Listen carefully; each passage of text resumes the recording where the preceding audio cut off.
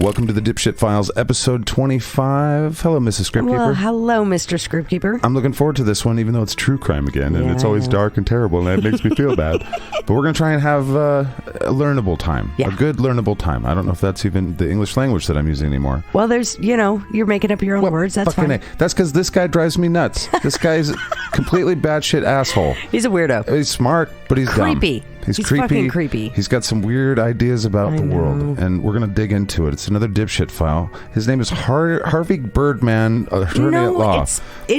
No, it's not. Creepy. It's Creepy Weasel. Harvey Glatman. Harvey Glatman, attorney at law. He's not an attorney. Actually, never really had a job because his creepy-ass mom took care of him. Anyway. You're going to hear all this shit. It's all there in this week's dipshit file.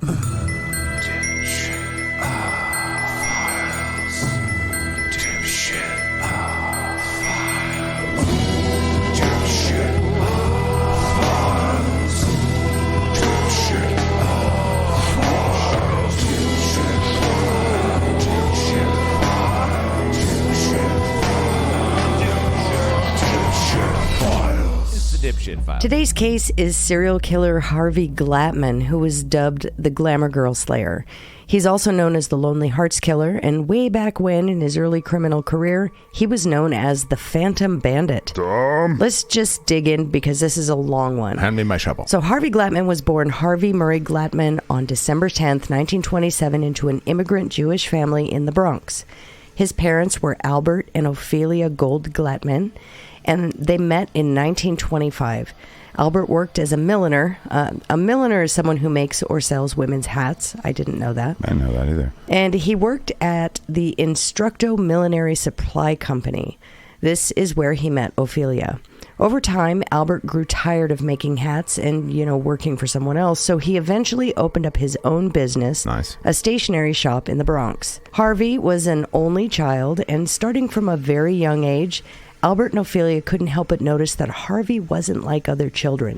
What are you playing with there, Harvey, my son? I'm deboning a cat. Oh, that's good and healthy there. Our son's a good boy. That's right, wife. He's a good boy. Look, Mommy, a cat spine. It's Mommy's good boy. Well, maybe this means he'll be a veterinarian. Oh, God, he's peeing on the cat's dead body. That's my good boy. Oh, good boy. He didn't seem to like to do the same things that other children his age were doing. Yeah, most kids collect baseball cards, not cat spines. He wasn't really interested in socializing or hanging out with them, and he didn't have any friends. He was very thin and basically just a loner. He also suffered from terrible mood swings, which would turn violent. Harvey's father, Albert, was remembered as a strict disciplinarian. After looking into this, it seems he was just a stereotypical father from that era. He would punish Harvey pretty harshly for these outbursts, which, as you can guess, did not do anything to help Harvey or anyone. It just made things worse. It usually does. Harvey stated that his father was, quote, quite strict, and he said Ophelia was, quote, rather indulgent of a mother, and holy crap, no truer words have ever been spoken, as you will soon learn. No. Yeah. Well, cheers to good moms. Moms with temperance. As Harvey moves into school age, his problem behavior didn't improve. That's why he's a dipshit. As you can guess, it just increased. He would laugh at very inappropriate times or at random over seemingly nothing, and he had an extremely short attention span. What? He just could not focus, and as such, this really made his academic work suffer. Disturbingly, Harvey started setting buildings on fire. Shocking. And torturing animals. Cat spines. Today, we see this type of behavior as a red flag, but at this time, the term serial killer hadn't been coined, and our understanding of these signs hadn't been widely embraced in the psych world. Harvey was arrested for setting buildings on fire, but I couldn't find any information on how this was handled by the authorities. I did find that Albert and Ophelia placed Harvey under a parental mandated house arrest. Okay. At this time, the neighbors just thought of Harvey as a quiet, introverted, shy child, but that would change. At around 12 years old, Harvey's parents discover that Harvey has a little kink. Uh-oh. They find out that Harvey is really into autoerotic asphyxiation. Uh-oh. That's a dangerous one. Yeah. He would tie a rope around his neck and then get in the bathtub and then run the rope's free end around the crossbar in the drain, and then he'd pull it tight. He'd also use rafters up in the attic to hang himself. I feel like that stretches outside of kink. What are you into? I like to go to the shark tank at the aquarium and just splay my nuts out for the shark to attack, bro. Oh, my. I have my nuts dangle in the calm waters right before they get bitten off by a shark is my kink, so, don't shame me. I never would. Apparently, his fascination and gravitation towards autoerotic asphyxiation went back quite a ways. As early as 4 years old, Harvey would take a piece of twine, tie it around his penis, and stick the length in a drawer. And then he would lean back until the rope was taut and tight. Yikes.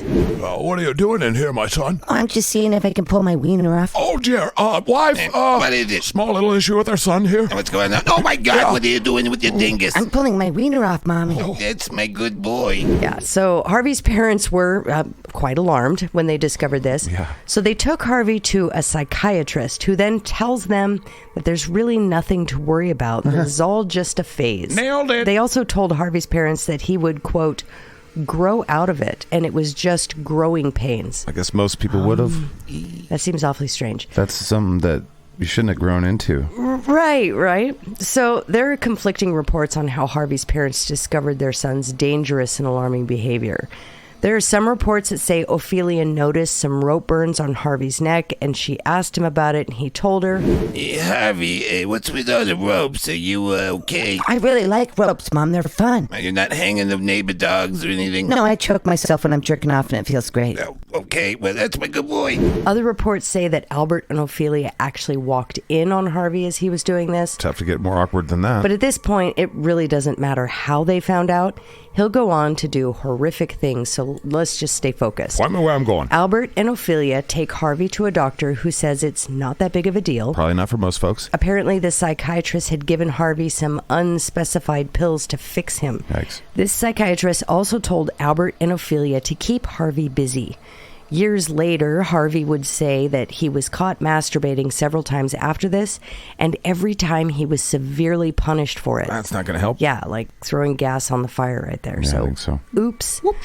So now, eventually, Albert and Ophelia thought Harvey just needed a change of environment, so they decided to pack up and they moved to Denver, Colorado in 1937. You can just choke yourself at a higher elevation. Here, Albert drove a taxi and relied on tips, and Ophelia got a job at the Hollywood hat shop.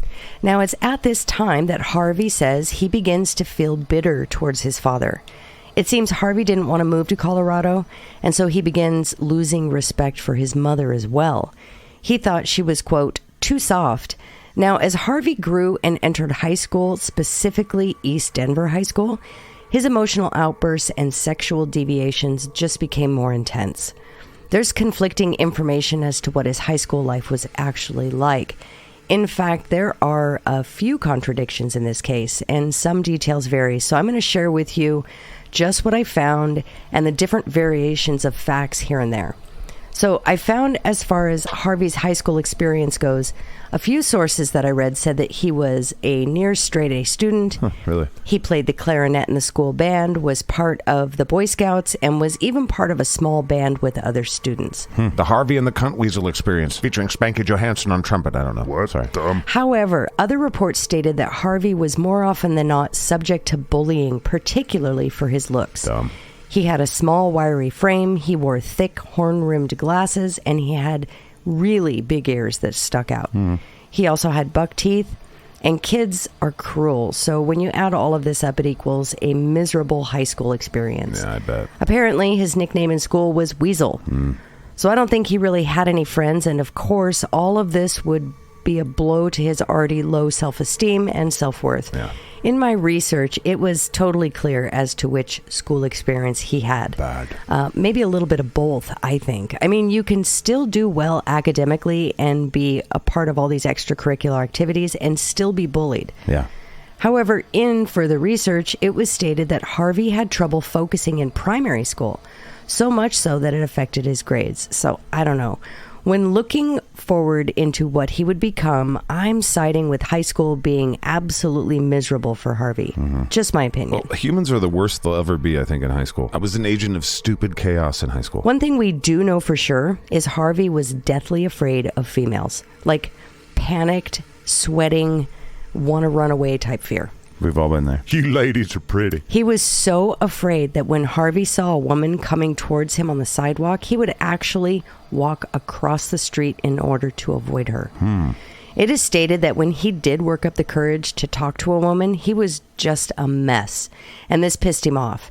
He stuttered, he would break into a cold sweat, he stammered, and just came off as super creepy, so poor Harvey was not having much luck in the ladies' department. Yeah, maybe they could smell the psycho on him. Ophelia, his mother, described her son as, quote, girl shy. Like, that's a little more than girl shy, Big but time, okay. So at this point, it's obvious to Harvey that he's not going to get a woman the conventional way. He's a mess. He just can't talk to them, and they find him creepy and weird. So Harvey starts diving into voyeurism. Another red flag. Yeah, very much. He's still in high school, remember. He's still a teenager. So just keep that in mind. Well, he's showing that his innate personality is cunty. He started watching neighborhood girls and women undress through their windows, and sometimes he would just watch them as they went about their business. I don't think he was bullied enough. He was just a creepy teen staring at women as they unloaded groceries and walked the dog and all that weird shit. That's real gross. So as we all know, deviant behavior doesn't typically plateau. It escalates. So his voyeurism blossomed into breaking and entering. He's just checking all the how to be a cunt boxes, isn't he? So he'd break into houses, he'd steal whatever caught his eye. At one point, he broke into a house and he actually stole a .38 caliber revolver. He would keep this gun with him from this point forward. Now, this was considered petty crime at the time, so they didn't garner a whole lot of attention from the authorities. Of course, as you can imagine, this just increases Harvey's confidence because he's getting away with these crimes. Big time. Nobody's doing anything about it, so around late autumn of 1944, Harvey's behavior becomes more brazen, as does his behavior towards women. Prior to getting away with petty crime and owning a stolen gun, Harvey was intimidated and scared of females. Now, the psycho pendulum swings to the other way, and Harvey becomes outright rude and somewhat aggressive. God has a weird sense of humor, doesn't he? In later interviews, it's shared that if he stepped on a woman's foot, he wouldn't apologize. Another check mark on the I'm a cunt boxes? If he bumped into her or something, he wouldn't even acknowledge this as an accident. He would just give her a dirty look and continue walking. Get the fuck out of my way, you bitches! Hey, what the fuck is your problem? People hurt my feelings! Evidently, Harvey had turned into a full-on asshole. Sounds about right. Also around this time, he's becoming more aggressive in the way he stalks the women around him. Oh, super. He started following women home and openly stalking them on the street. What is wrong with the half-shaved cave apes of this planet? Fuck. Remember, this kid is still in high school at this point. Right. If they were alone, he'd break into their homes and threaten them with his gun. He would tie them up, gag them, and force them to lie down on the bed with him, and they just lie there. In the beginning, he didn't actually assault them, but after some time of this, he would escalate once again with inappropriate touching and forcing them to watch him masturbate while they were tied up. Some sources state that Harvey also took pictures of the women at this time. He's a good boy. Harvey said he just wanted to know what it was like laying down next to a woman. Well, you see, Harvey, women don't like being treated like objects that you possess. Kind of makes their injustice meter go through the roof. They don't like it. He wanted to know what it was like to be with a woman, just spend time with her. This is why sex robots are important, I think. I'm not even fucking around. I think somebody that's like, again, I'll never be married. It's like sex robots, sex dolls, they have upgraded over the years. Don't be embarrassed. Go get one. You're fine. As far as the police are concerned, they're now paying attention. These petty crimes are escalating, so of course, police are beginning to pay attention to this creepo breaking into women's apartments, tying them up at gunpoint, and touching them. So the police were notified of an adolescent perpetrator that was described by one of his victims as a skinny, jug-eared teenager with a, quote, chipmunk face. Okay. Now, remember, again, Harvey is in high school. Time of his life. And he commits these crimes at night, lying to his parents about what he's doing. But his dad always kept his eye on the neighborhood pet population just to see. Did a little weekly inventory, just make sure, seven cats. He would tell Ophelia that he just had extracurricular activities after school, so he'd be home late, and his mother believed him. Hey, what you been up to, my boy? I've just been doing normal things like collecting ropes. Oh, yeah, the ropes. Creeping the fuck out of people as I stalk them. Oh, you're stalking people, okay? You know, normal teenager shit. It's my good boy. My good boy. In May of 1945, Harvey is 17 years old and he finally gets caught. I read conflicting reports as to which attack actually got him caught, so I'm going to share what I found. Okay. A couple of sources stated that he got caught after he threatened Eula Jo Hand with a gun, tied her to a telephone pole, and sexually assaulted her. Yikes. She went to the police and reported him and was able to identify Harvey because she'd gone to school with him. Smart. Yes, she was a fellow classmate. Jeez. Now, other reports state that this attack on Eula was actually one of Harvey's first assaults, that she was actually one of his first victims, and this was not the attack that got him caught. Okay. Those sources stated that the incident that landed him behind bars was when he was caught trying to break into the apartment of a woman named Alma Ham. When police arrived and searched him, they found a rope and a gun in his pocket.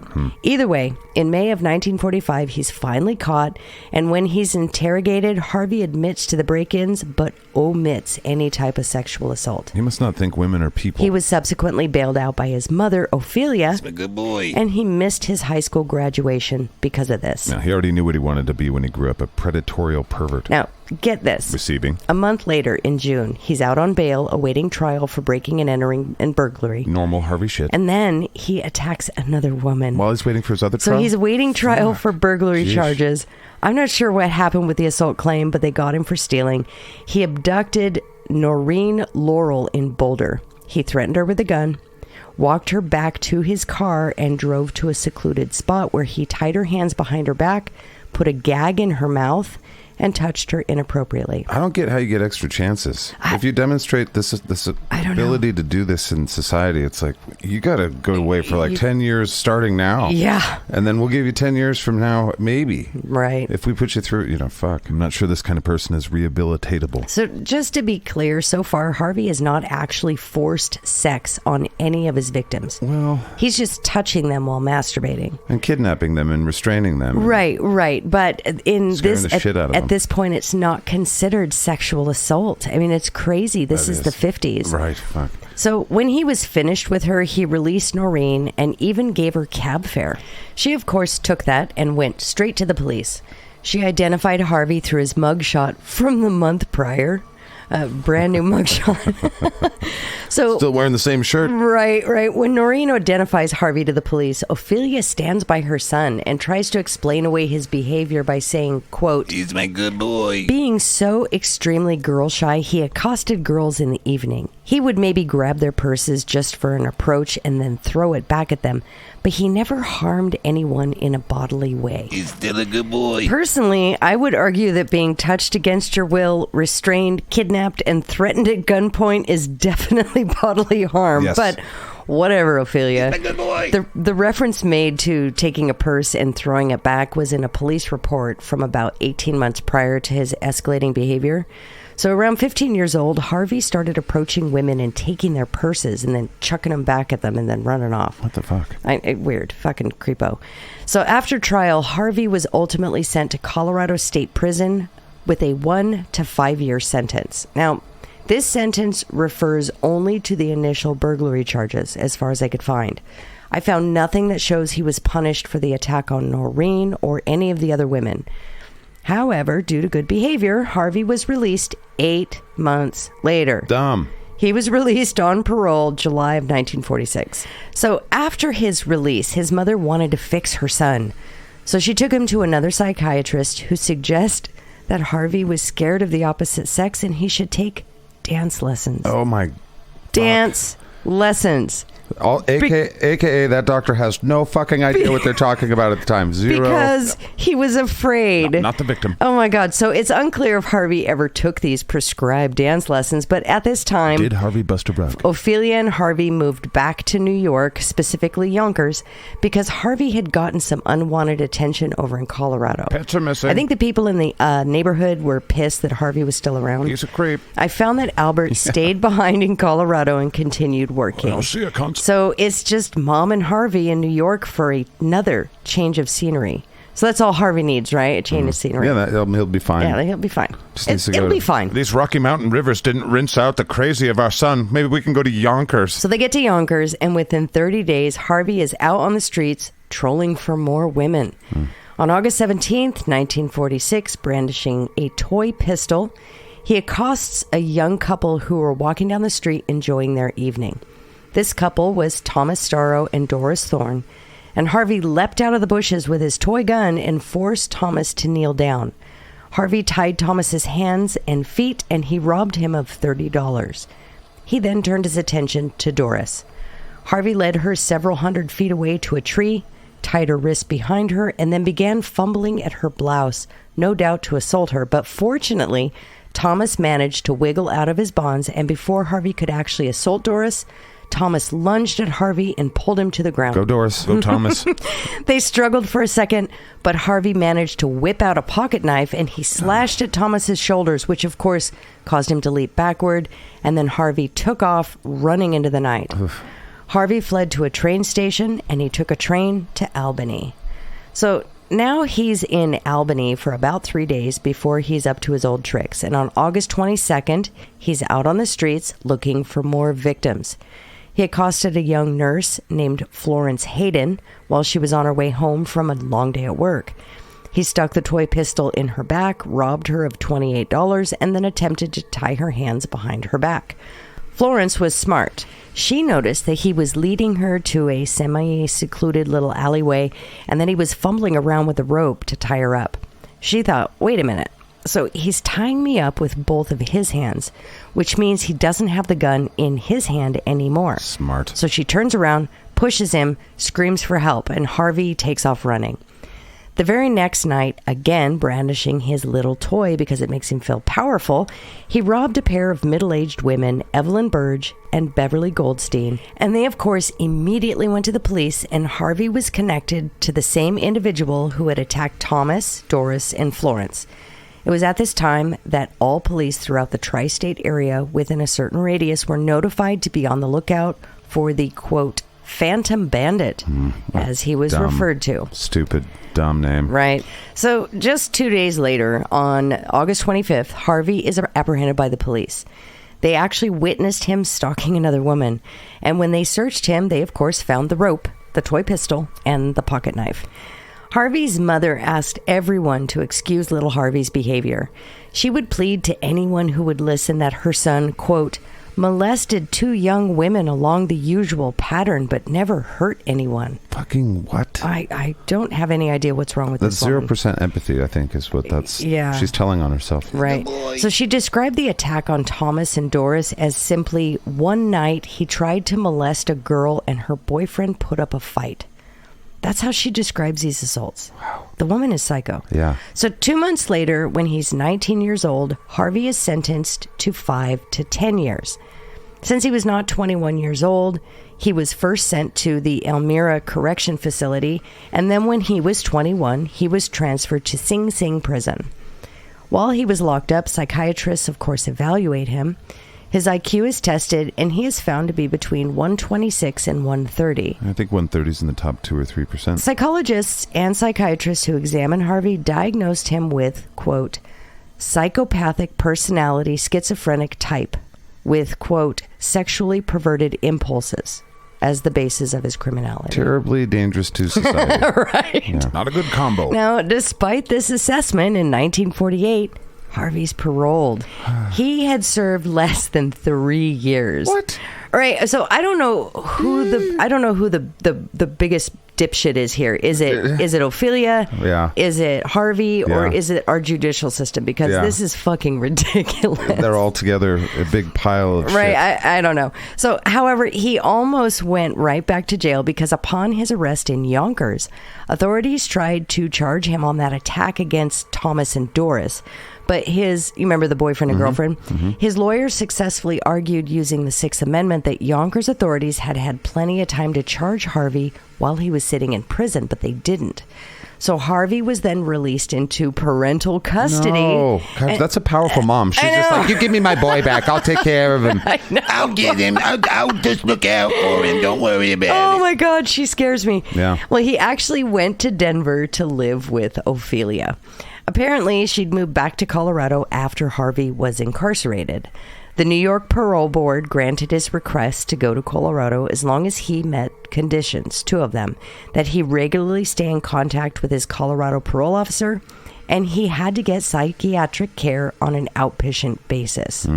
So Harvey went back to Denver, and he spent the next 3.5 years unemployed with Ophelia waiting on him hand and foot and excusing away his unemployment. In October of 1952, Albert, his dad, died of complications from diabetes. And disappointment. And Ophelia, right. Wife, I'm dying. No, don't say that. There's something I've been meaning to tell you all these years. Did you cheat on me? No, it's worse than that. What's worse than that? It's about our son. Harvey, a good boy. It's just it, Ophelia. I don't think he's a good boy. What the fuck are you talking about? I don't think he's a good boy at all. I'm just gonna put this pillow right here on your face. He's my good boy. And Ophelia decided to start a business to make ends meet. She actually opened up her own millinery shop, and beginning in October of 1954, Harvey holds a whole array of random odd jobs. He was a butcher, he was a truck driver, he was a mattress filler, which I thought was kind of funny, a shipping clerk, just like a bunch of random odd shit. But he never lasted too long at any of them. He also regularly checked in with his parole officer, and in early 1957, Harvey earned his full freedom. Now, if they had wanted to, Colorado authorities could have arrested Harvey at this point on his parole violation. Remember, he and Ophelia took off to Yonkers when he was on parole for those initial burglary charges in Colorado. That's right. But they didn't. And in January of 1957, Harvey was a free man. So he decides to go to Los Angeles, California. He begins what is essentially the second chapter of his life, and, well, shit gets ugly really quick. Harvey the shit stain goes to California. Once in LA, Harvey enrolled in the National Technical School, and he studied television repair. He had studied radio repair while in prison, and he also took up an interest in photography, and he actually built a makeshift studio and darkroom in his Melrose Avenue apartment, which is right in the heart of LA. See, okay, one real quick. Yeah. Again, sex doll. Wouldn't have to worry about it. He'd be just an artist giving us art. We could all, Right. use the art. Art's nice in life. Right. And then he'd just have a sex doll and everything would be fine. Well, it is said that his interest in photography went as far back as high school. So once in LA, Harvey starts visiting these seedy camera clubs. At least that's how they were described. At these clubs, a lot of amateur and sleazy non-amateur photographers would solicit aspiring models and actresses to pose for them. Oh, boy. So I never heard of these things, right?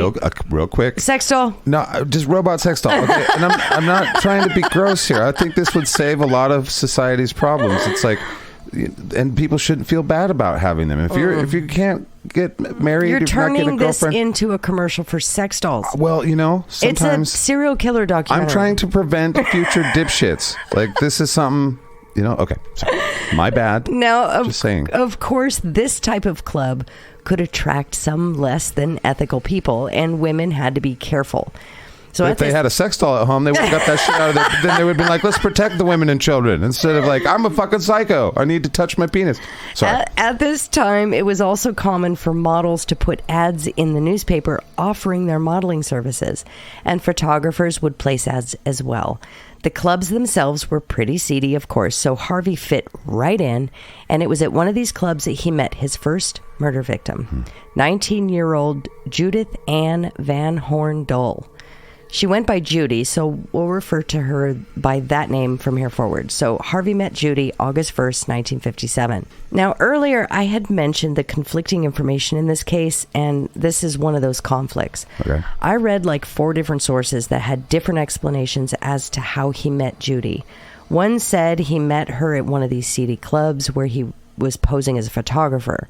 I read another source that said he met her through her modeling agency. I read another one that said Harvey had put out an ad needing modeling services and Judy answered it. And yet another source that said he met Judy when he couldn't get one of her roommates to pose for him. So it's all four of the possible ways that he could have ever met her. Exactly. So I guess... Could have been any of the possible ways.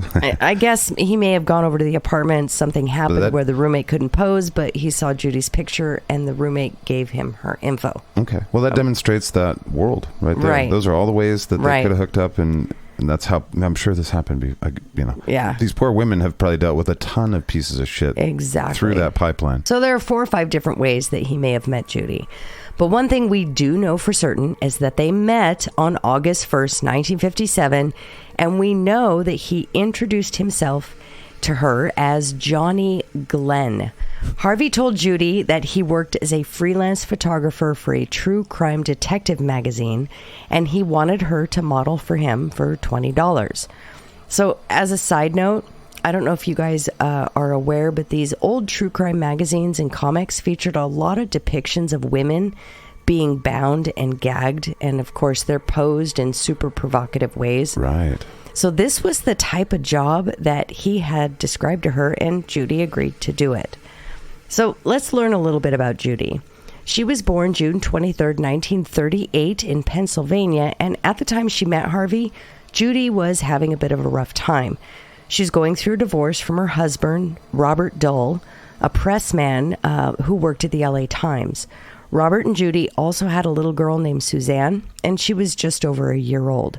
Robert knew that his wife did modeling, and really he didn't mind that. But Robert had a hard time when Judy evidently started posing nude or was doing video nude.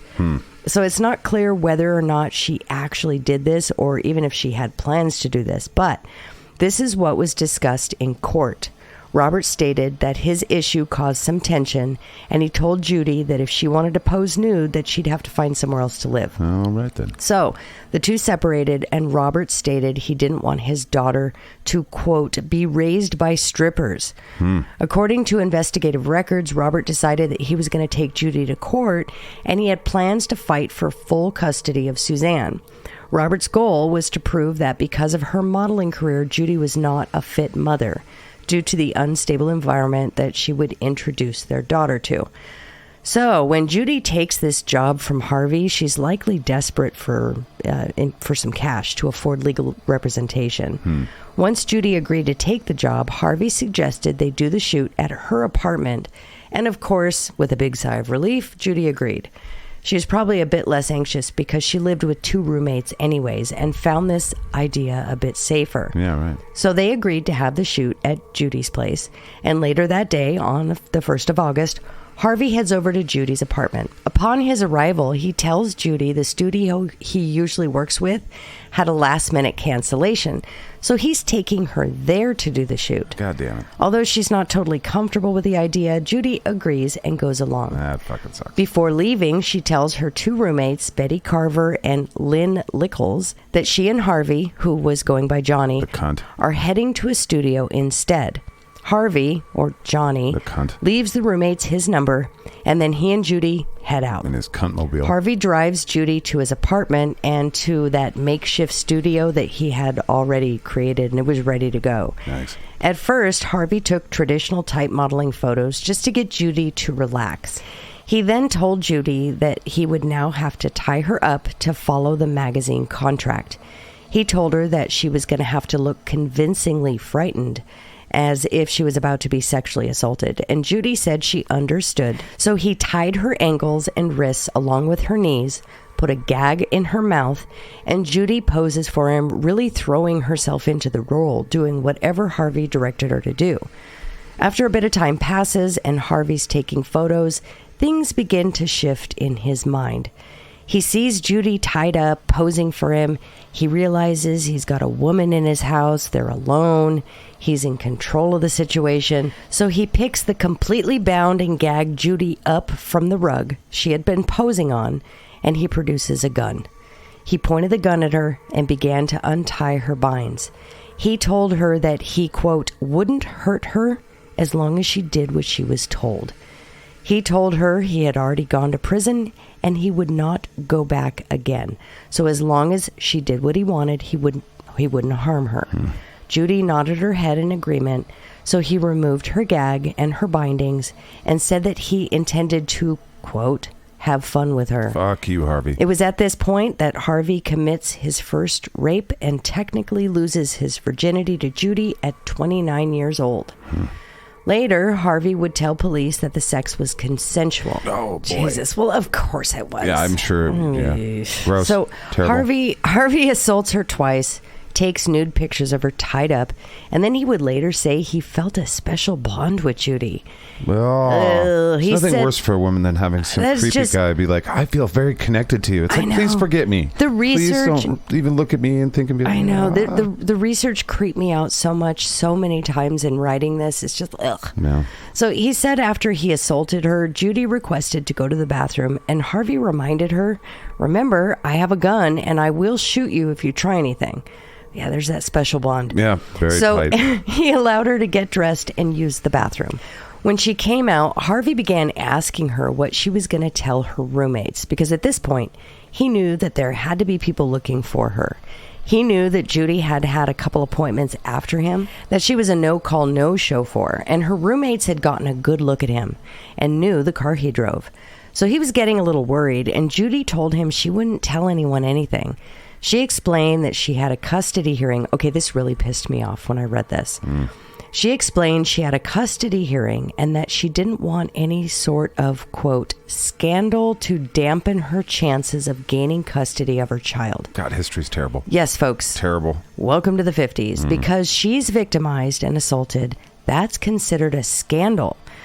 Additionally, I think probably this would prove her husband's case, or at least she thought it would, that her profession was an unfit environment for her child. Right.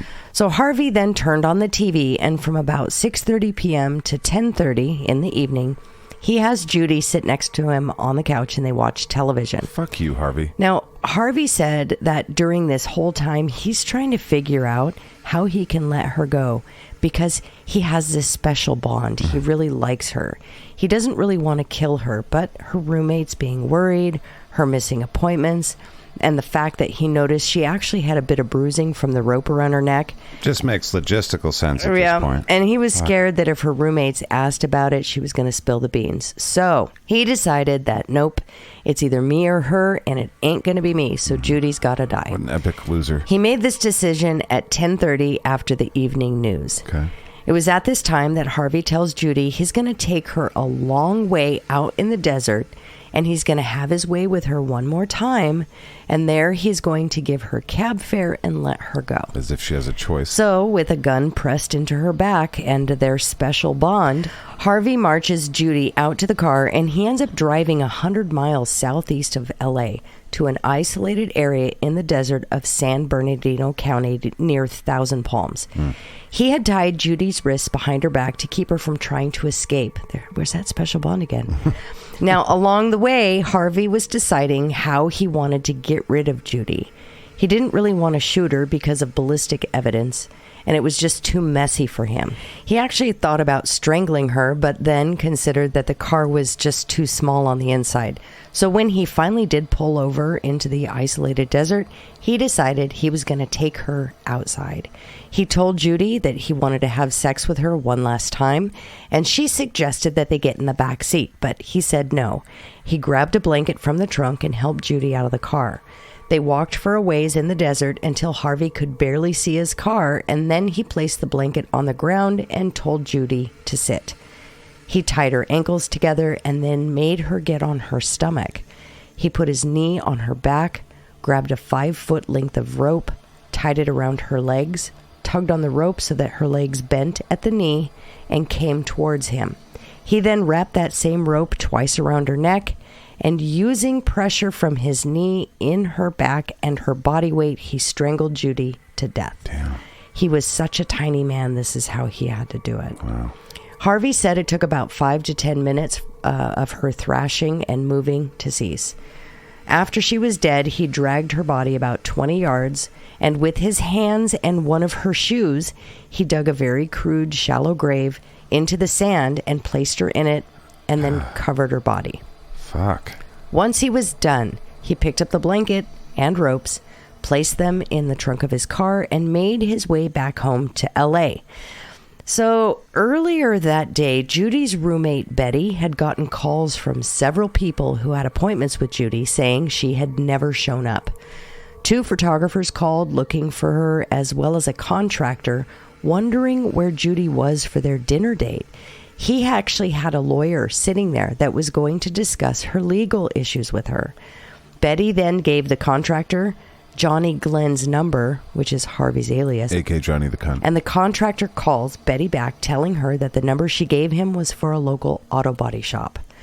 There was no Johnny Glenn at that location. That's when Betty and Lynn, Judy's other roommates, started frantically calling all of Judy's friends, family acquaintances, even Robert, her soon-to-be ex-husband. After failing to locate Johnny or Judy, Lynn, Betty, and Robert, who had actually come over to assist, decided to contact the West Hollywood station of the Los Angeles Sheriff's Department, and Harvey's description is put out as a bolo, or a be on the lookout. On December 29th, Judy's skeletal remains would be found in the desert. She was discovered right outside 1,000 Palms by someone walking their dog. Police arrived on the scene, and they searched within 120 feet radius of that area, and they came across the rest of Judy's scattered remains. The bones were then sent to a pathologist where no specific cause of death could be determined, as there were no gunshots, no knife marks, no fractures to the skull, no signs of a physical attack, but the police still ruled it homicide because, quote, she didn't bury herself. Right. Though there were still strands of hair attached to the skull, they had no other way to identify Judy. She didn't have any ID or anything on her, and this was the 50s, so DNA was decades away. Yeah. Judy would remain unidentified for quite some time yet. Now, worried that Judy's roommates had reported him and that perhaps the police were out looking for him, Harvey decided to hightail it back to Colorado to Mommy. Now, Harvey claims he did experience guilt, maybe even a little bit of remorse, but after being in Colorado for 7 months and not having any sign of law enforcement on his tail, he felt confident enough to return back to Los Angeles. Dipshit. During his trip, he was actually making a better abduction plan so as not to get caught next time. Like a cunt. He was worried that maybe the cops had alerted the models and actresses in the area and provided a description of him. If only. So he needed a different way to lure women. He was reading the newspaper one day and saw an advertisement for the Patty Sullivan Lonely Hearts Club. So he decided to apply, and this is where he would meet his second victim, 24-year-old Shirley Ann Loy Bridgeford. Shirley was born April 20th, 1933 in Kansas. She was a factory worker, she was divorced, and she lived in Sun Valley, California. She lived with her 2 little boys, Ricky and Billy, and her mother, Alice Joliffe. Shirley had joined the Lonely Hearts Club because she was divorced, and remember, this is the 50s and single mothers weren't exactly celebrated. So Shirley was looking for some partnership. On March 9th, 1958, I read sources that said it was March 7th, so I don't know if it was the 7th or the 9th, but one of those days she was contacted by Harvey, who now called himself George Williams. Jeez. He said he was a plumber, and he picked Shirley up at her home, and when he did, she actually introduced him to her mom, Alice, her 2 little boys, along with her 2 sisters, Ruth and Mary, and Ruth's husband, Hubert. Shirley had purposely arranged this large group to be in attendance because she didn't know who this guy was. It was a complete blind date, and she wanted to make sure that she had all her family with her to back her up just in case. Harvey, or George, seemed kind of reserved to her family, but Alice thought that this was just what her daughter needed. She thought the last thing her daughter needed was a pushy man, so she didn't mind his quiet, reserved nature. Ruth and Hubert, however, were just trying not to laugh at his big goofy ears. So Shirley and George left the house, and the original plan was to go square dancing. But on the drive there, Harvey said that he had a headache, and he asked Shirley if she just wanted to go on a drive on the coast and maybe get something to eat instead. So Shirley agreed. The 2 went southbound driving along the coast, and they ended up eating at a cafe in Oceanside. Now, again, this is according to Harvey because we don't have Shirley's version of events. Right, of course. Afterwards, according to Harvey, the two of them made out a bit in the parking lot in the car. But then Shirley was like, oh, it's getting late. I should probably head back. So Harvey started the drive back home, only Harvey drove east instead of south, where he needed to go. Shirley didn't seem to notice. Now, if we're to believe Harvey, he said that he was trying so desperately to think of ways to let Shirley live, supposedly because of her sons. Here we go again. He thought that she was a nice girl who didn't take off her clothes for money, but he had her scent on him, and he just had to have her. Fuck you, Harvey. And he knew afterwards he was going to have to kill her. At least this is what Harvey told the police. So Harvey drove to this desolate mountain highway, and then he pulled over. Now, according to Harvey, they made out some more. But when he pushed for sex, Shirley declined. She said no, she really had to get back home, and that's when Harvey produced the gun. He told Shirley to get the back seat. He told her to undress, and there he assaulted her several times. When he was done, he told her to get dressed. He tied her hands behind her back, and just like with Judy, he told her he was going to drive her to someplace desolate and drop her off. He ended up driving to Anza Borrego Desert State Park and retrieved his rope and blanket from the trunk. He forced Shirley out of the car, and they walked about 2 miles into the desert. That's when Harvey laid down the blanket, and he told Shirley that he wanted to take some pictures of her, even though she wasn't a model. He wanted some pictures for his collection, so he told her that he was going to tie her up and gag her and then take pictures. And she didn't put up a fight or say anything, so she just sat quietly as he tied her up. But that's when Harvey realized, why am I rushing this? I have all night with Shirley. I'm in the middle of the desert. There's no one to interrupt us. So he told her that they were going to wait until sunrise where he can get the best natural lighting. I read another source that said he waited until sunrise because the flash bulb had broken on his flash attachment. But we do know that he made Shirley sit there in the cold desert, tied up, all night until sunrise. Dick. And during this time, Harvey just spilled his guts to Shirley. He told her everything. This is him telling it. Yeah. This is according to him. He told his deepest, darkest secrets and desires. Because to Harvey, he figured it didn't really matter what he told her because she's going to die anyway. What a cunt. And that she was his for the rest of her life. Fuck you, Harvey. So when the sun finally came up, he shot off about a half a roll of pictures before he made her lie down face down on her stomach, tied the 5-foot length of rope around her ankles, around her neck, and just like he had done with Judy, he strangled Shirley to death. Fuck. He then dragged her body a short ways away and put it under a cactus because he thought, quote, it should be under something. Fucking weirdo. Yeah. He then tore off the flat buttons on her dress, convinced that they would contain his fingerprints, and he also took her underwear. They always do.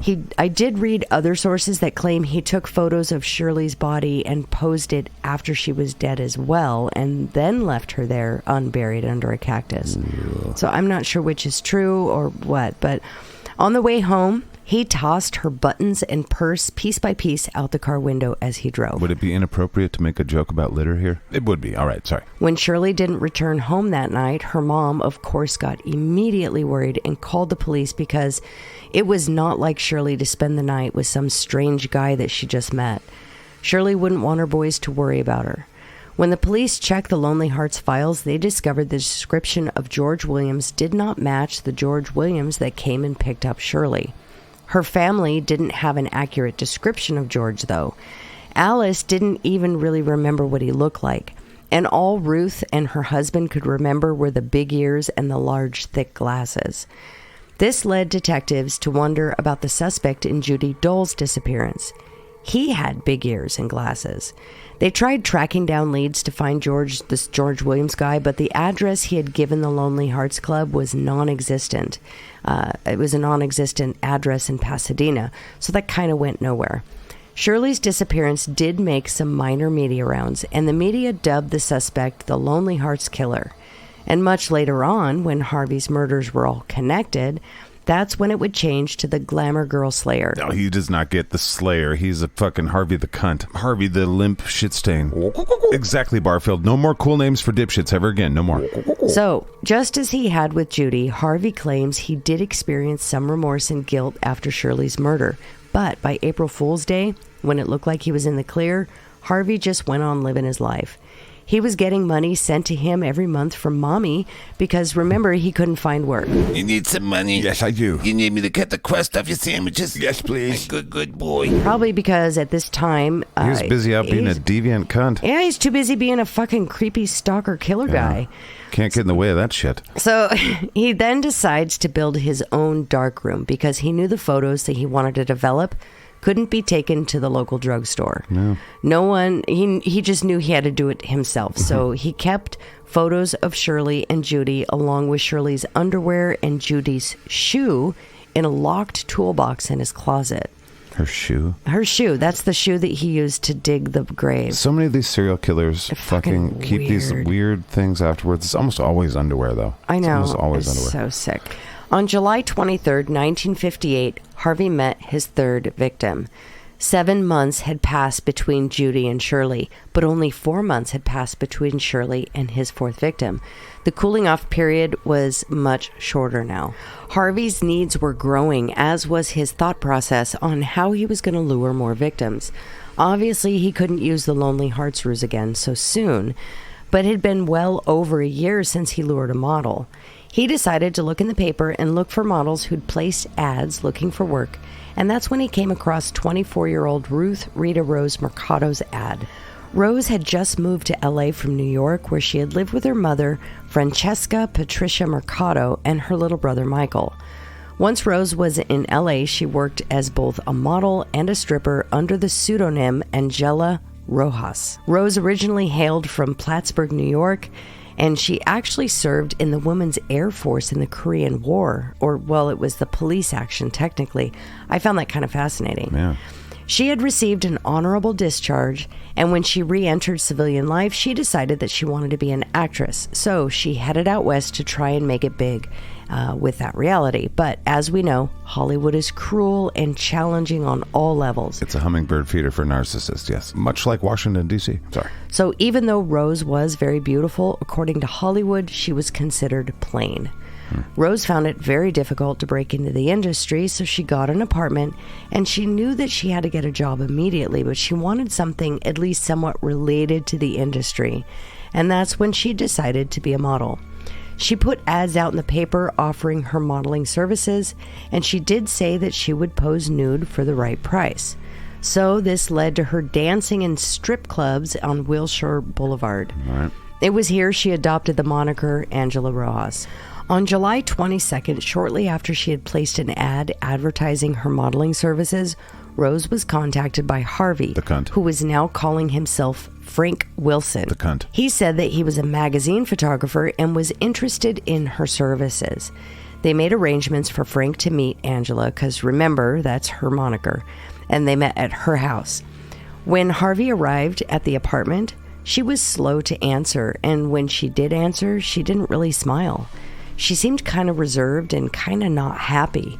She told Harvey that she had to cancel, that she wasn't feeling well, and that she was sorry that she didn't call him beforehand, but she didn't have his number. Fuck you in advance, Harvey. Harvey just played it off like he's like, okay, it's all right, it's fine, that's totally cool, I'll just take a rain check, here's my number.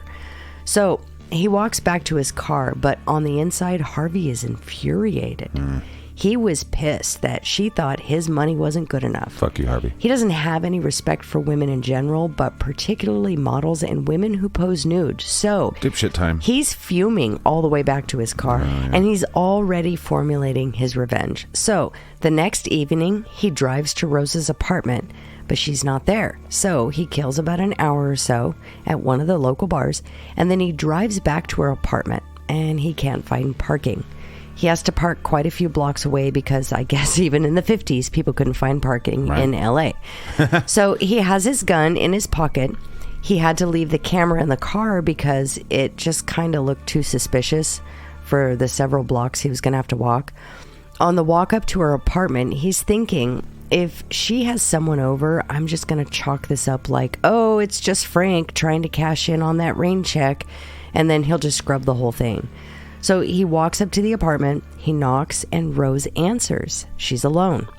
So he tells her, hey, it's Frank. I'm here to cash in on that rain check. And she's actually visibly surprised to see him. I bet. Okay, she's visibly surprised, but when he says, hey, I'm here to cash in on that rain check, she lets him in. Yeah.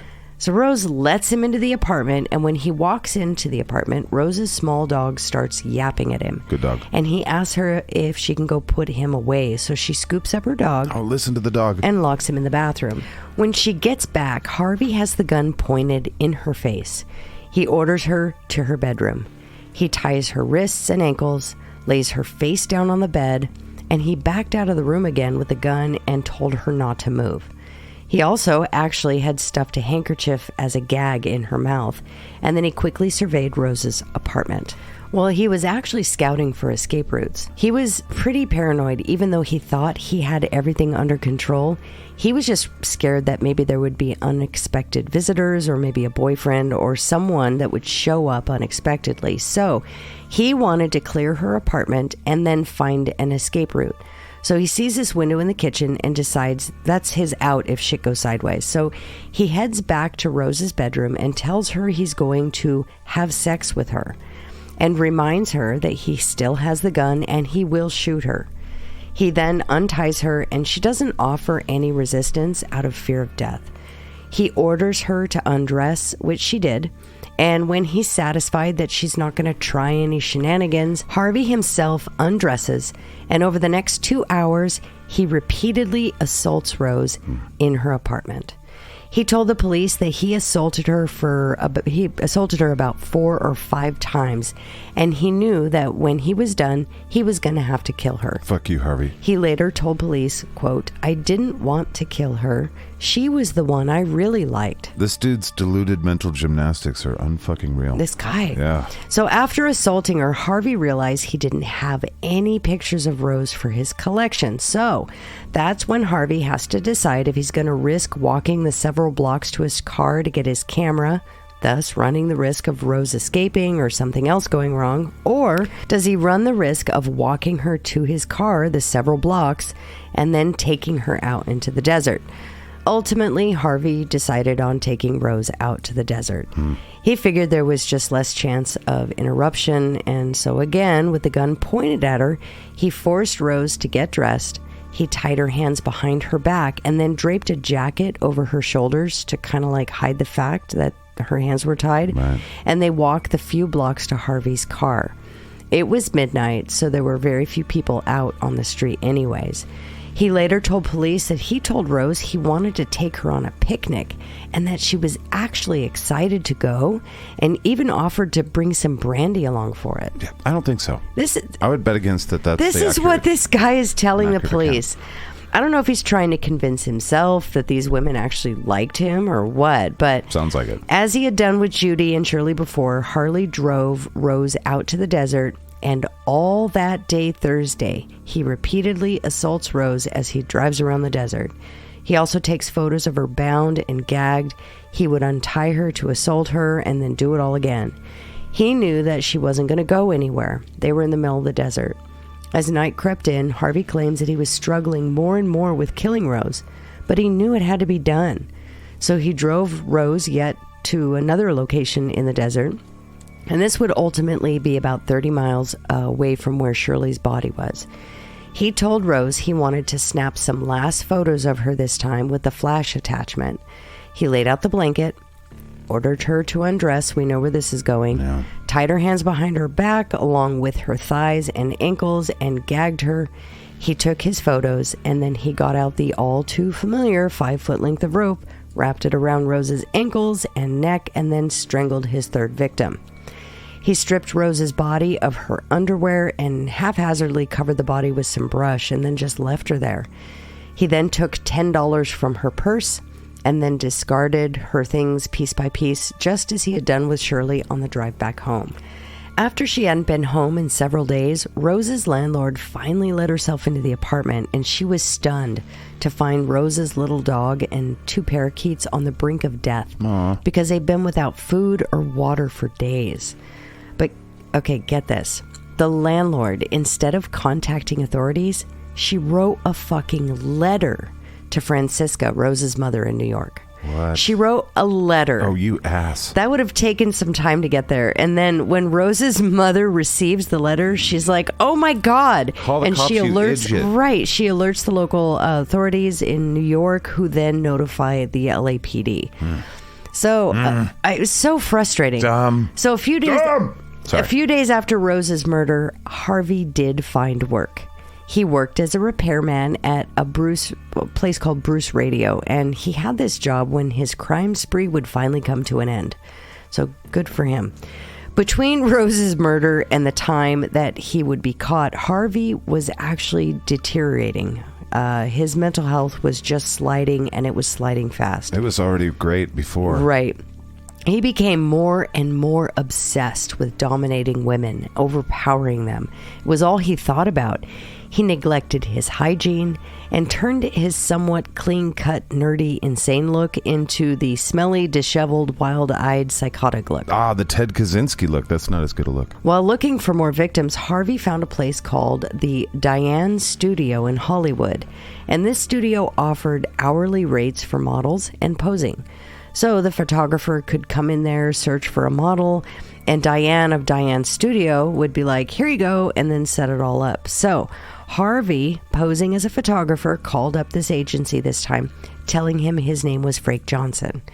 He picks the most common named people he could find John to Doe. make it difficult to track. John Smith. Right. Diane herself even posed for Harvey a few times, but eventually his smell and disheveled appearance just sort of started putting her off. So when Harvey showed up a little after 8 o'clock on October 27th, 1958, she declined to pose for him. However, she felt bad for putting out a paying customer. She was like, "All right, this guy is kind of creepy and he kind of smells and he's dirty, but he's a paying customer and I kind of feel bad." So Diane says, "Okay, tell you what, I do have a model in mind that I could get on short notice, but it's going to cost you extra." Harvey, of course, is super excited about this, and so the model Diane knew was 28-year-old Lorraine Vigil. She was an aspiring model and had entered modeling late in life. She had just moved to Hollywood. She was 10 years out of high school and was working as a secretary in LA. She decided she wanted to give modeling a try, so she applied to Diane's Studio and was signed on. Now, Lorraine had actually been on the registry for a few days without a job when Diane called her up around 9 p.m. and asked if she wanted a job, which, of course, she did. Diane told Lorraine that Frank would be by later to pick her up at her apartment, and they'd come on over to the studio to do a photo shoot. Diane did warn Lorraine, though, that this Frank guy was not a professional photographer, so just be careful.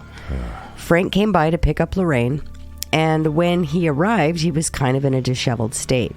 He had his hair like clumsily parted, and he wore a suit that was all rumpled. He kind of looked like he slept in his clothes. He, of course, smelled really bad.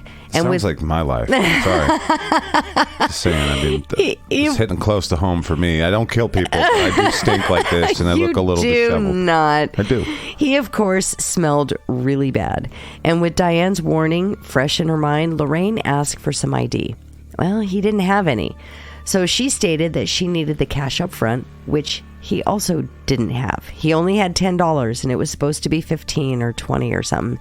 But she took the money because she didn't want to blow this first ever job. She tells this old couple that she's renting a room from that she's going to go out to model with this guy, Frank. And her landlords, by the way, are very crotchety, old, stereotypical old people. They thought Lorraine was dirty for trying to model, so they didn't even give it a second thought. Quit being a hoe. Right. Lorraine and Harvey get in Harvey's car, and Lorraine's doing her best to ignore his terrible smell, trying to get a conversation going. She reminds Frank that they're going to Diane's to do the studio, but that's when Harvey informs her that plans have changed, and they're actually going to go to Anaheim, where his studio is. Of course, at this point, alarm bells are going off, But again, she's not wanting to screw anything up, so she just sits quietly. Harvey is sensing her growing alarm, so he decides to keep the conversation light and casual. As he drives, he tells her, "You're so perfect for this job that I have." He's just trying to light things up, which seemed to be working. Lorraine tells him that she's super excited. This is actually her very first job. She's never modeled before. She's never done anything like this. He's her first photographer. Of course, this excites Harvey. He later told the police that to him, it was like having a virgin. Fuck off, Harvey. Now, at this point, right, this is fucking weird. What? So at this point, not only is Harvey's mental health rapidly deteriorating, From already shitty. he's also very confident. Yeah. He's- That's a fucking terrible combination. Yep. God damn. He's gotten away with 3 cold-blooded murders, and no one is the wiser on him. So he's beyond confident at this point. I mean, seriously, they didn't even have any of the bodies. They were just 3 disappearances at this point. Yeah. So as soon as they get onto the Santa Ana freeway, Harvey starts changing. He starts driving erratically. He starts speeding, which Lorraine, of course, notices, and she tries to kind of voice her concerns. He just ignores her. He just stares straight ahead, doesn't answer her. His whole demeanor has just completely changed, and Lorraine starts getting really frightened. So when they enter Orange County, Harvey's driving erratically. He's just acting really fucking weird. He suddenly pulls off the freeway. Literally, this guy darts across, he darts across 4 lanes to pull off. He pulls off onto an exit. It's a semi-desolate road, but not totally desolate, so there's some cars driving by. He tells Lorraine he's pulling over because he has a flat tire. Lorraine's thinking... From driving 4 lanes over. Yeah. Right. She's like, wait a minute, a flat tire? That doesn't follow what you just did, sir. No, she's like, I would have heard that and felt that. And she was about to open her mouth to say that when all of a sudden Harvey had the gun in her face. He told Lorraine that he was an ex-con and he wasn't afraid of the gas chamber. And she asked, well, what do you want? When he said sex, I think this confirmed Lorraine's worst fear. Terrifying. He told her that he needed to tie her up, and so Lorraine half turned so Harvey could tie her wrist behind her back. Although he's fumbling, he manages to get a loop with a rope around her right wrist when Lorraine, this reminded me of his first victim. And the first victim, of course, didn't make it. But this Lorraine's explanation, it's almost like their brains were on the same wavelength. So she's thinking like, oh my God, how am I going to get out of this? And then she thinks, wait a minute, he's using both his hands to tie my hands right now. So that means he's not holding that goddamn gun. Yeah. So when that thought crosses her mind, she instinctively turns away from Harvey, kind of like jerks away. This pisses him off. He tells her he's losing his patience with her, and as he goes for the gun and he brings it up to face her, Lorraine grabs onto the gun and holds onto it for dear life. Lorraine said she had no idea how guns worked. She had never seen a gun or handled a gun. She actually just grabbed onto this gun, and it both surprised and enraged Harvey. He's never had a victim fight back before. Right. Things aren't going according to his plan, so he's trying to get her to release the gun. He even tries yanking on the rope in his free hand. And remember, he has that loop around her wrist. Yeah. But Lorraine isn't budging. So as they're struggling, Harvey's muttering curse words, getting frustrated. Lorraine is crying and like holding the gun for dear life. And that's when suddenly the gun goes off, which must have been super loud. Yeah. It was inside the car, but the bullet actually tears a hole in Lorraine's skirt, grazes her thigh, and lands in the seat. Fuck, loud. Now, Lorraine said that it seemed Harvey was just as surprised as she was.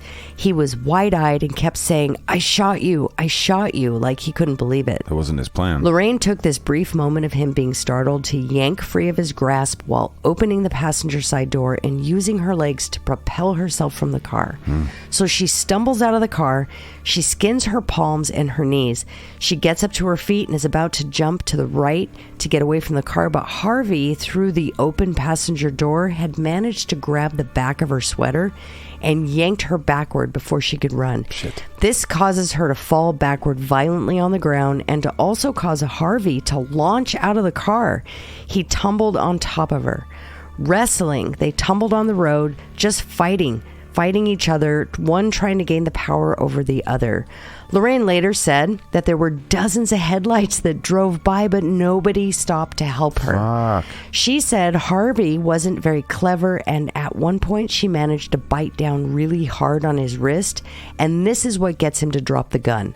Lorraine snatches it up, and she said if she knew how to handle a weapon, if she knew how to fire it, she would have shot him right then and there, but she didn't. So now, as Lorraine and Harvey were struggling, it just so happened that a highway patrol officer by the name of Thomas Francis Mulligan drives by.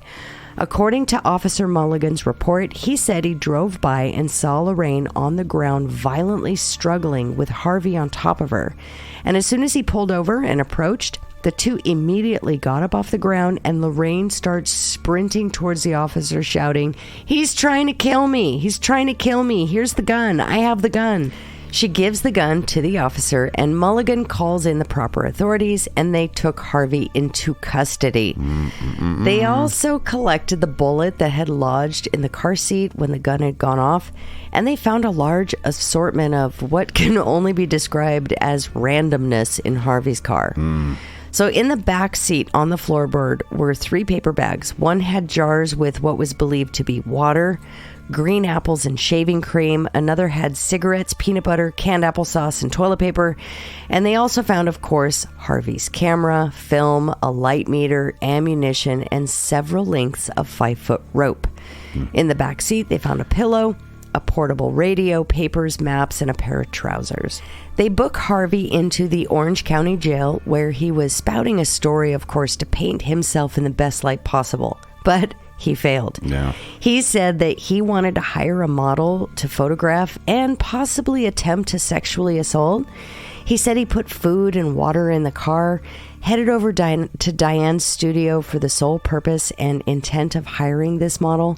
He then reiterated what happened when he went to Lorraine's house. He talked about the drive. He said that he tried to tie Lorraine up so she couldn't escape. And when police asked about the food and water, he said that was a precaution in case she did escape, and went to the police, and he had to live out of his car for a few days, like it was nothing. Harvey certainly tried to paint the attempted sexual assault, too, as an unpremeditated thing, but detectives didn't believe Harvey. He's not nearly as smart or smooth as he thinks he is. Right. So they, on a hunch, decide to send out a wide bulletin to the rest of the Orange County Police Department, LAPD, blah, blah, blah, describing Harvey, what they caught him for, and how they think that maybe he's got something more in his past. And that's when investigators who were working Rose's disappearance came across the bulletin. On a hunch, they decided to investigate Harvey further. Fucking good instincts. Now, the only link that Lorraine and Rose had were the fact that they were both pinup models. But Harvey's place wasn't too far from these investigators, so they thought, you know what? We got nothing else. We need to follow any lead, no matter how outrageous, at the chance that it might turn into something. We need to follow it. So they decided to search Harvey's apartment, and that's where they found pinup models plastered all over his apartment. Some nudes, some not. And not only did investigators working Rose's disappearance see this bulletin and start looking at Harvey, so too did the investigators searching for Shirley's disappearance and Judy's disappearance, and they all showed up in Orange County to question Harvey. Now, at first, he was very cagey when talking about the missing women. He had denied everything. He denied any involvement, although investigators could tell that Harvey would crack with just the tiniest bit of pressure. They just needed to apply it. Now, it should be noted that at no point in time was Harvey read his Miranda rights. Apparently... Oh, please don't tell me that ends up... Well, God damn it. See, I looked into this, and apparently it would be... And he's free today. He's 100,000 years old. It would be 7 more years before the Supreme Court would rule that that was a constitutional right. It is. That all suspects and criminals had to be read their Miranda rights. I just thought that was kind of interesting. But even if he had been read his Miranda rights, Harvey was still convinced that he could talk his way out of this. He thought as long as the police didn't find his little souvenirs in his toolbox that he would be in the clear. I mean, you can't really blame the guy. He's never really been truly punished for his crimes. Right. So he thinks he can talk his way out. Now, for 2 days, investigators grilled Harvey, never revealing what they found at his apartment. And this was really starting to get to Harvey. He was starting to crack, and they wanted Harvey to take a polygraph, which, of course, freaked him out. But he thought, crap, if I say no, that I don't want to take it, that they're going to know, and so... He had to. He agrees, and of course, he failed when he was shown the picture of Rose. The polygraph examiner who was administering the test said, quote, "The polygraph needle just about hit the ceiling." And that is when Harvey then confessed to the murders of Judy, Shirley, and Rose. Good. Harvey said, "You guys must have found my toolbox." Fuck you, dude. I know, right? He told investigators how he had assaulted, bound, gagged, taken photographs of his victims before he had strangled them all to death. He then told them how he just left them out in the desert. When police phoned Ophelia in Colorado to let her know what her son had done It's in just a his normal crimes, kind of serial murder. It's the normal right. kind. He's a good boy. We love him. She's said to have cried, quote, "Not my boy, not my boy. Never. He has always been such a good boy. Oh, boy. He never hurt anybody." He's been good boy. Right, so the police then wanted to get closure for the victims' families, and they also wanted to gather as much evidence as they could against Harvey in case he decided to backpedal and then take this to trial. So they asked Harvey to take them to where he placed the victims' bodies. So right after this marathon confession that he had, authorities allowed Harvey to take them out into the desert of Southern California. He pointed them to where he had left the women, and they drove to Anza State Park, which was about 70 miles southeast of San Diego, and there they discovered what was left of Shirley's remains. Rose's skull was found further down the road, and her body was more preserved, and there was actually a little bit of hair attached to the skull, kind of like with that first victim. Right. 3 days later, when Harvey took them to where he left Judy, of course she wasn't there, and this is when her body was finally identified. On December 17th, 1958, Harvey pled guilty to the murders of Shirley and Rose. He was never actually officially charged on Judy's murder. Harvey's crimes had spanned across a few counties, and so, of course, everyone wanted a piece of this guy to prosecute him. And it ended up that San Diego County won out because they had those two bodies. They were the ones that got to prosecute him, and they tried Harvey for capital murder. His attorney, Willard Whittinghill, actually tried to enter a plea of not guilty by reason of insanity on Harvey's behalf, but Harvey would not allow it. Even after Whittinghill explained to him that it could cost him his life, Harvey said, "Nope, I'm pleading guilty." Additionally, a number of psychologists who interviewed Harvey and spent time with him concluded that he did know right from wrong, and he did not suffer from any type of psychosis, so he was not legally insane. And Superior Judge John A. Hillwicker sentenced Harvey to death via the gas chamber, saying, quote, "Some crimes are so revolting, there is only the death penalty." Yeah. For his last meal, he was delivered the night before he was executed. Harvey had a shrimp cocktail, a T-bone steak cooked rare, French fries, a banana split, and a beer. You get Arby's and you shut Right? the fuck up. No sauce. What the fuck? Straight fries, no curly fries. I mean, these No women shake. these women don't get to eat shrimp cocktail anymore. No, what? I don't- Fucking piece of shit.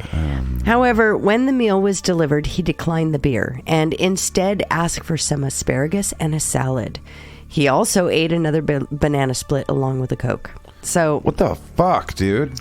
this guy is fucking ridiculous. That's just weird that we offer that. I know. That's for people. They're like, we have to kill you, which makes us, Really evil, sad. But I know, we're yeah. also gonna give you treats. It's like putting down a dog. Like, here's some cheeseburgers, so puppy. We know you know. were bad, but that's weird. It's a weird tradition that we have. Not that they should be eating fucking cardboard either. No, but they should. I'd also like some bacon on my banana split. What?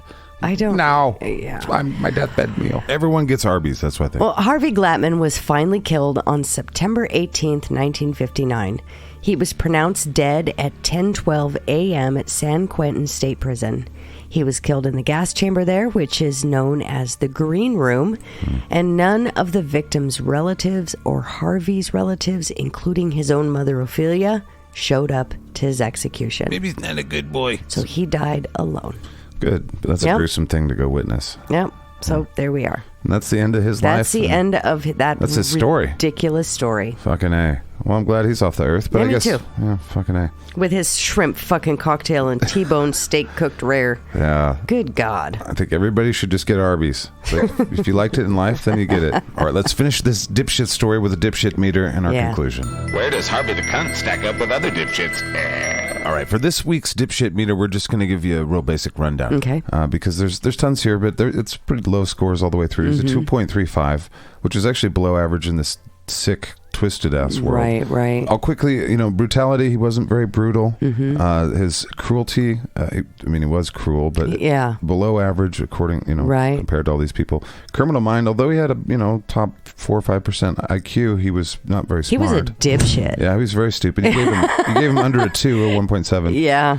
His depravity's not any of those kind of Joachim Kroll guys or anything. No, but he potentially took photos after they were dead. Part of the challenge And with posing.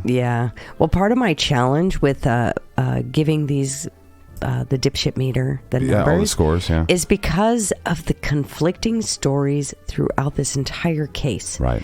There were so many. I had to kind of deduce through logic in a couple of ways. Take the one that had the most repeats, I guess. Yeah. And just conflicting information. Did he or didn't he? His score would have jumped quite a bit if he posed dead bodies and took pictures of them for sexual pleasure. Right. But we don't know if that's guaranteed. Yeah. The police never released those photos. If that I know of, if he did, and it's going to be really hard to tell if they were dead anyways, because they're freshly dead and they're not stabbed or shot or anything like that. Yeah. So it's going to be hard. Anyways, It's a Yeah. crazy conversation to have to Right. break this down. Right. Yeah. But right. So criminal mind 1.75, depravity 2.0. Yeah. Very, still up there because Right. it's hurting people and and then the body count was 3. I think 3 He total. killed 3 people. Yeah. 4 victims, right? Or more. There might have been a lot. Way of victims. more, Yeah. way more, because he started, really, there were victims from the age of 14 on. Right. Just no murder victims, but tons Yeah. of sexual assault, robbery, all that crap. Absolutely. His notoriety also very low. We gave him a 1.67. We usually break this down before the trial, after the trial, and infamy. And again, we're going from 0 to 5. Right. You guys figured that out, Well, you know. before the trial, nobody knew. These individuals just went missing. They were Right. disappearances. We're kind of a big area too, right? It was a giant area in Yeah. Southern California, even in the 50s.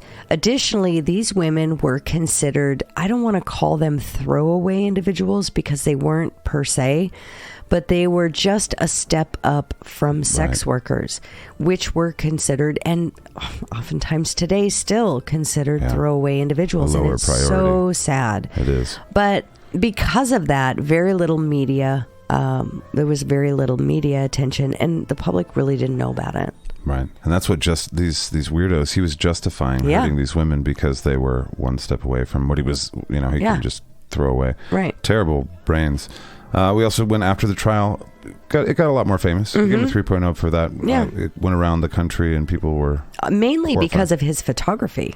Yeah. This is really the first time people were appalled that these photos were all taken prior to these women being killed, minutes in most cases. So people were appalled by this, and the pictures were leaked at times. That you could find them. They're really on the internet now. You can find a bunch of shit. But you can find them out there. I know. Yeah. I'm not interested. Right. Well, overall, the infamy was very low. I heard about this guy only because I worked at TimeSuck, and all the serial killers are known in TimeSuck land, and we work on that stuff all the time. Or we did. I don't anymore. But he's still not well known at all. No, And he's good. really not. I mean, we shouldn't remember these people No. other than we should study their brains and their behaviors to learn more about it and to help protect The potential victims. The deviant weasel. Yeah. So, all right. Well, the deviant weasel indeed. I feel bad. I will say, all the bullying stuff that happens, all those names, you don't want to, I never want to jump on somebody because of looks and stuff like that. It's always, and you always think like, well, this is a psycho and they're probably going to psycho anyway. But what did those things do to that psycho to push him a little further? What was? I mean, it had to be something. It had to be nothing. Well, he had all of those buttons available, right? And they all lined up perfectly for him to become a psychotic killer. Yeah. And those buttons were then just pushed right in the perfect order, and it just pushed him into that area. Now, if maybe he was treated better, maybe he would not have escalated into that. Yeah, it's maybe if his mom wasn't a fucking nut bar. I know, and it sounds like his dad tried, but he's a old school 1950s father. I gave it my best effort. Who likely beat his kid. I was just going to say that's all I think of from the.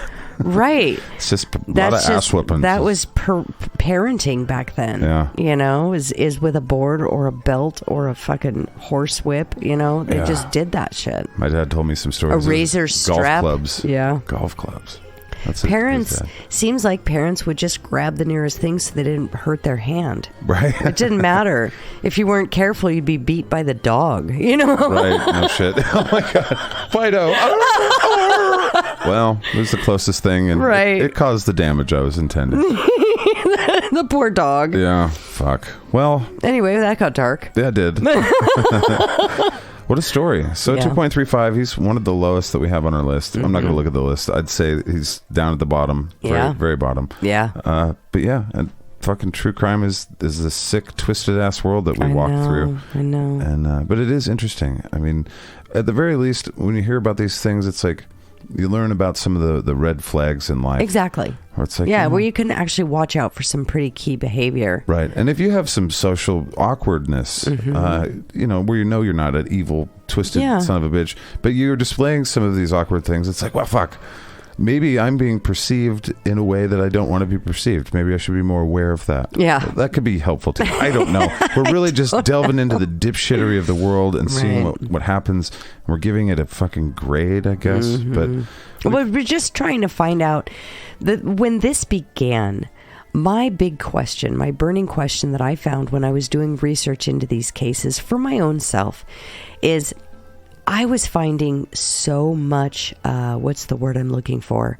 So much... hyperbole, bullshit. It was escalated by the media. Oh, yeah. And they would leak stuff, and it was, it grew, and it was like this huge thing. And then you found out most of that shit was just lies. Yeah. And that's why... That's history, too. A lot of history is that. All the research I've done into historical Napoleon, he was never actually short. It was the British media just tearing him down, and it stuck. Yeah. So under these circumstances, that's part of the reason why I wanted to cover these for the Dipshit Files, was to find out how much truth is there. Now, what I've found is... it's very difficult to find truth. Yeah. It is. You have to dig pretty deep.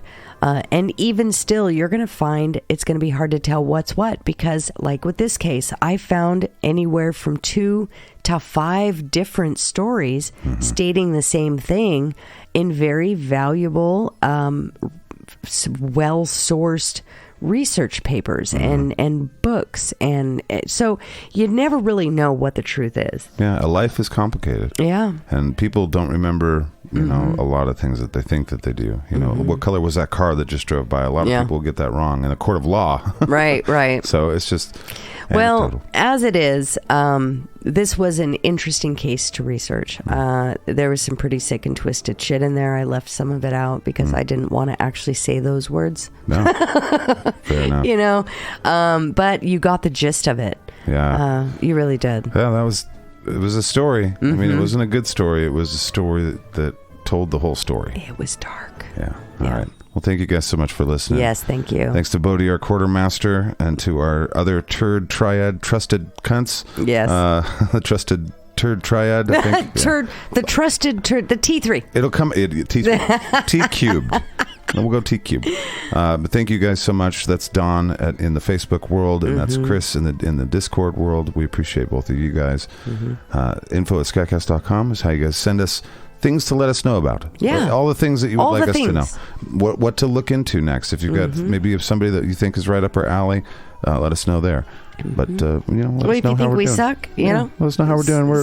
Send it in the SKATCAST. We're okay with it, but we get enough of your mail. Don't write in anymore. There's enough of you guys writing in. I already can't get back to it all. I'm just kidding. We're looking at it all, and we're very thankful for everyone that's participating in our world. I mean, we're in your circle, and you're in our circle, and we hope we bring you some joy each time, even though this is pretty dark shit.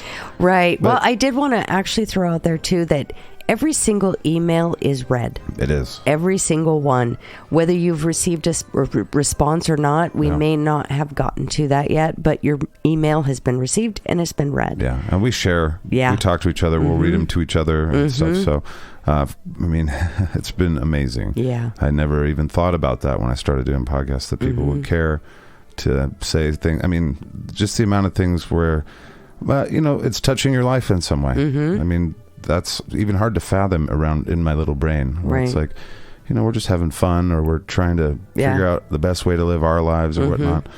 And trying to learn a bit of shit, kind of trying to laugh a bit.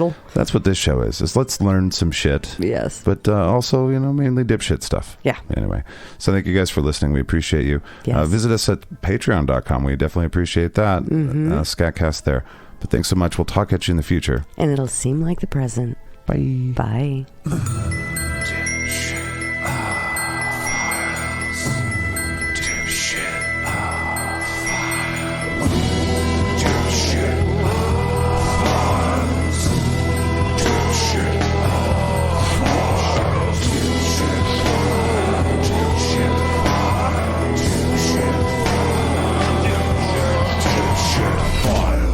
Dipshit Files.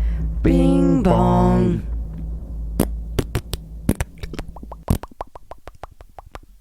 Rabbit turds.